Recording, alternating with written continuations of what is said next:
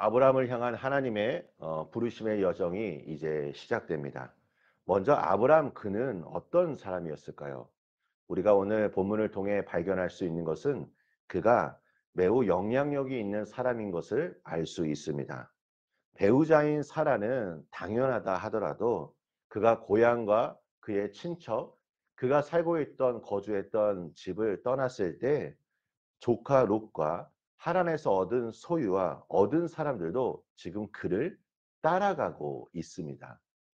이것은 그가 주변 사람들에게 많은 영향력을 끼치는 사람이었던 것을 알 수 있습니다.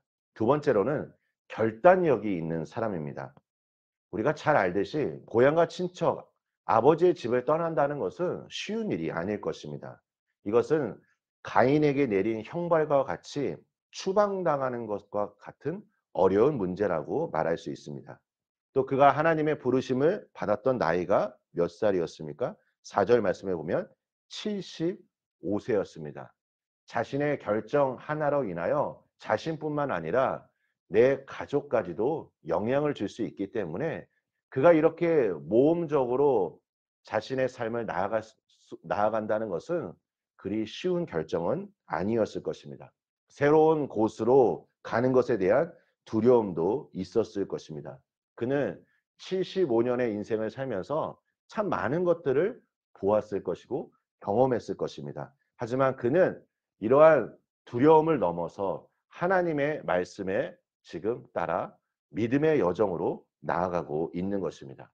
오늘 본문을 통해 하나님께서 아브라함에게 얼마나 위대한 축복을 하셨는지 우리는 알 수 있습니다.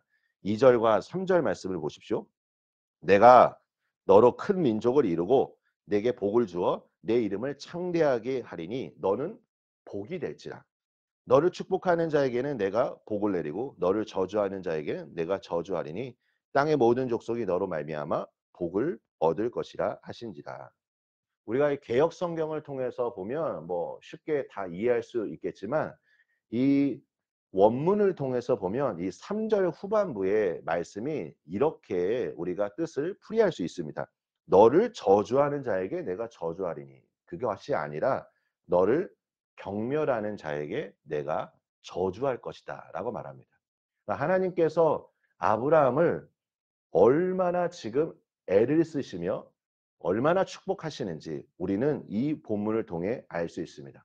그렇다면 이 아브라함을 향한 이 축복의 메시지를 통해 우리는 오늘 신앙 안에서 올바른 해석을 할 필요가 있다고 생각합니다. 그것은 무엇이냐면 바로 선택입니다. 하나님께서 아브라함을 선택하셨습니다. 그리고 동일하게 하나님께서 우리 성도님들을 선택하셨습니다. 여러분, 선택에 대한 두 가지 개념이 있습니다. 이 선택에 대해서 우리가 올바른 해석을 해야 하나님의 뜻을 알고 우리가 하나님께서 주시는 은혜를 누릴 수 있다는 것입니다. 첫 번째가 무엇이냐면 이 선택을 목적론, 즉 소명으로 받아들이는 것입니다. 하나님이 나를 왜 선택하셨는가? 그것은 하나님의 부르심, 하나님께서 나에게만 주신 소명과 사명이 있다는 것을 알 때 우리는 하나님의 뜻을 온전히 이해할 수 있는 것입니다. 그런데 반면 만약에 이 선택을 어떠한 권리나 특권 의식으로 생각한다면 우리는 하나님의 뜻을 온전히 이해하지 못하는 것입니다.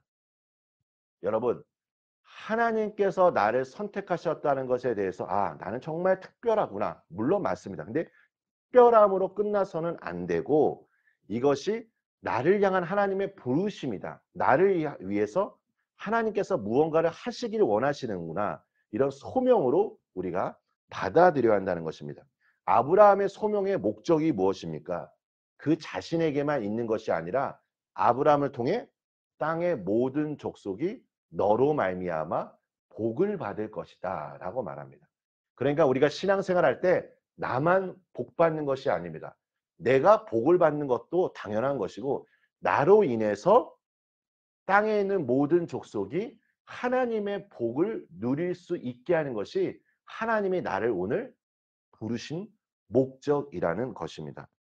우리가 선택을 어떤 권리나 특권 의식으로 생각할 때 이스라엘 백성들이 행했던 행동이 무엇입니까?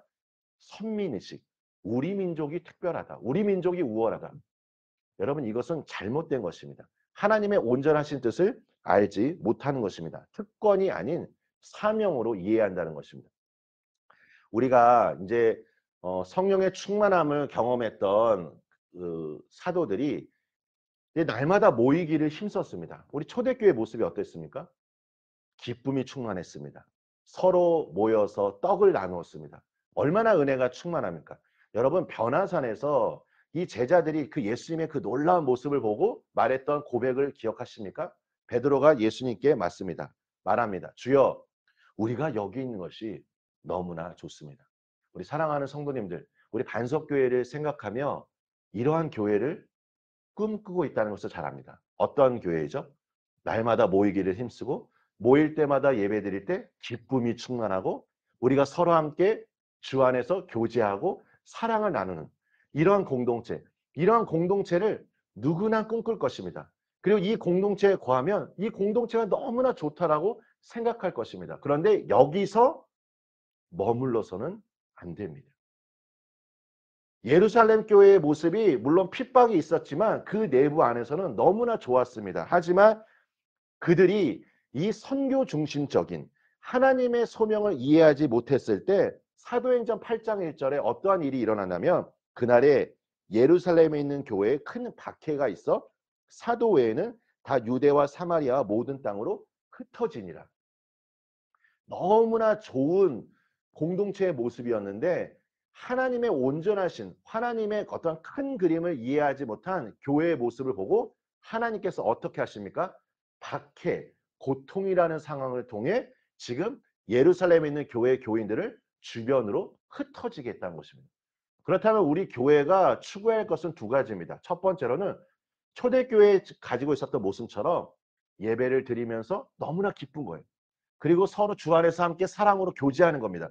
그런데 더 나아가 나를 통해서 우리 교회를 통해서 땅에 있는 모든 족속이 복을 받을 수 있도록 열방이 주님의 사랑을 알 수 있도록 선교 중심적으로 나아가는 것이 오늘 아브라함을 향한 하나님의 뜻이요 하나님의 비전이라는 것을 우리는 기억해야 할 것입니다. 사랑하는 성도 여러분, 오늘 우리의 삶이 이 아브라함에 임했던 이 축복처럼 나를 통해서 땅에 있는 모든 족속이 하나님의 은혜와 하나님의 사랑을 누릴 수 있도록 오늘도 기대하는 마음으로 하나님 나라를 꿈꾸며 오늘 기도하시는 모든 것들마다 그 주님의 은혜 안에서 응답되어 주시기를 역사되어 주시기를 예수님의 이름으로 축원합니다. 우리 함께 기도하겠습니다. 하나님 아버지 감사합니다. 아버지 하나님 오늘 아브라함을 향한 하나님의 그 부르심을 우리가 말씀을 통해서 이 시간 묵상합니다. 주님, 나를 선택하신 주님, 하나님, 나를 통해 하나님께서 꿈꾸시는 놀라운 하나님의 섭리, 그 계획하심, 아버지 하나님 그것을 신뢰하며 아버지 하나님, 우리 성도님들이 머무는 삶의 현장마다 아브라함에게 주셨던 축복처럼 땅에 있는 모든 족속이 하나님의 놀라운 사랑을 경험할 수 있도록 은혜 베풀어 주시옵소서. 예수님의 이름으로 기도합니다. 아멘.